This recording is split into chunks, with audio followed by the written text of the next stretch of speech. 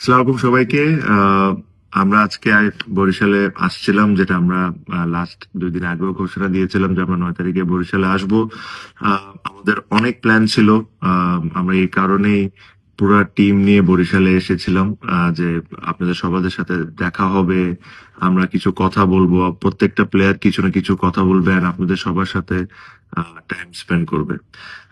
Unfortunately আমাদের ওখানে স্টেজে খুবই খুবই কম সময় থাকতে আমরা পেরেছি, বিকজ আমার লাইফে, আমি I have to tell you this, আমার লাইফে আমি এতগুলা মানুষ একসাথে দেখি নাই। আমার কাছে মনে হয় খুব কিছু না হলেও 1.5 থেকে 2 লক্ষ মানুষ আপনারা ছিলেন আমাদেরকে দেখার জন্য।